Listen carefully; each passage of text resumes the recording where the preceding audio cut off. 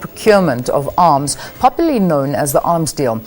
His appearance would complete the final phase of the public hearings. Among those who have testified before the Commission are former Finance Minister Trevor Manuel, as well as former Defence Minister Mosiuoa Lekota. Well, joining us from our parliamentary studio in Cape Town is Hennie van Vuuren. He is an arms deal researcher and co-author of The Devil in the Detail, How the Arms Deal Changed Everything. Welcome. Good to have you on the program, and thanks for being our guest, Hennie. Morning, Leanne. Thank you.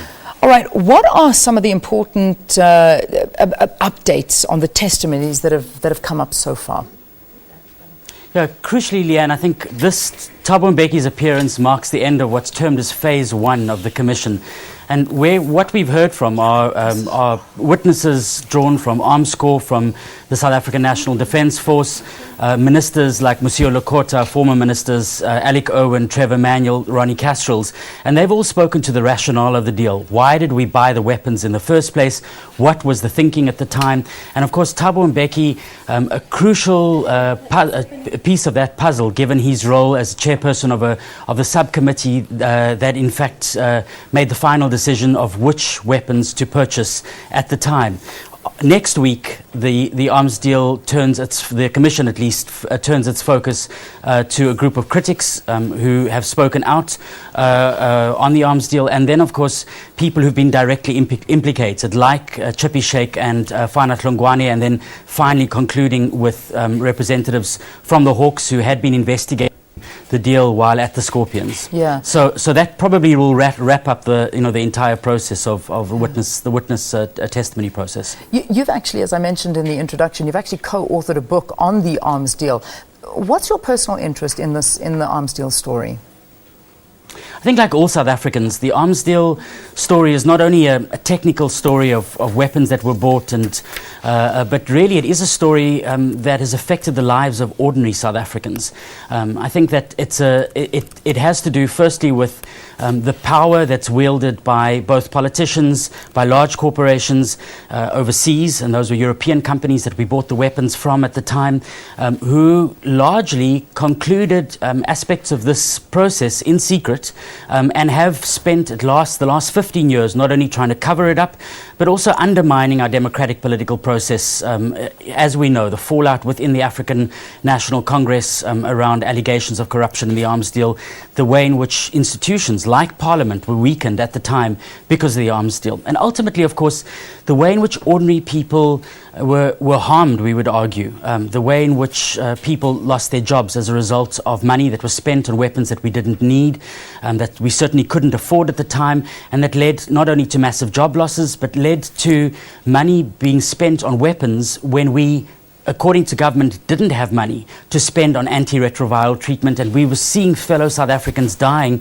because we were not able to assist them, but rather were buying weapons from Europeans. So it's a matter that's not only historical, but is still very much with us today. And I think that the strong resistance to full disclosure around the arms deal by so many people really does point to the fact that it touches on not only the political past, but the political future of so many people, because there's a network of individuals in South Africa, in Europe, who were drawn into this deal, and who have much to lose if the Commission is able to show not only that they were involved in misallocation of resources, but potentially in corruption, and calls for further investigation and ultimate prosecution of these individuals. Yeah.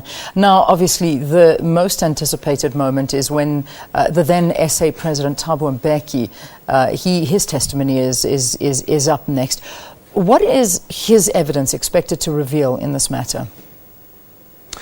Well, Leanne, as you say, this really is a crucial moment. I mean, firstly, I think we do need to recognize the importance of us having in South Africa a commission of inquiry into something like an arms deal that in many other countries, firstly, wouldn't take place, and it would be unlikely for former heads of state to appear. So, in fact, it's a great victory for civil society and for a democracy such as ours that the process itself takes place. However, and we can talk a little bit more about the imperfections, and there are many in this process, but Thabo Mbeki, as former president and at the time as deputy president, was chairperson creation of a cabinet subcommittee that made the final decision as to the weapons that were being purchased. And so some of the questions that I think he will no doubt need to answer on Thursday and Friday this week in front of the Arms Procurement Commission, or led by Judge Seriti, will be why were the weapons bought in the first place? Could the country afford them?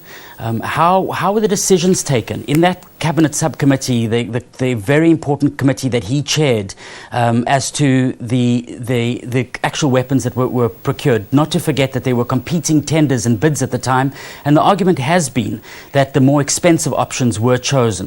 And then, of course, what does he know about other people that are implicated in corruption in the deal? And the most famous being his decision in 2005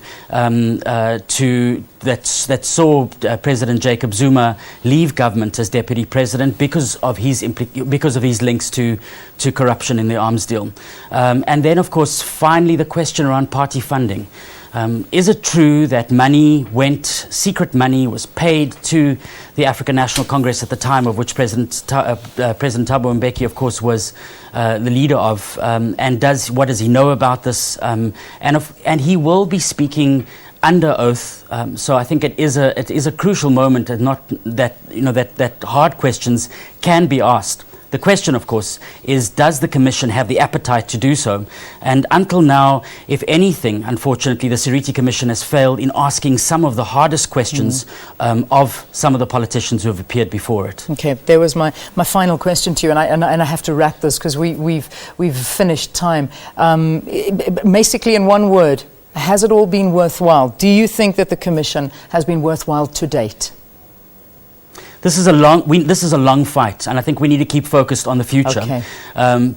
But that's where we need to keep our attention. All right, so more still needs to be done, and hopefully tomorrow we'll see quite a bit when our president at the time, President Thabo Mbeki, appears before the Commission to testify on the arms deal.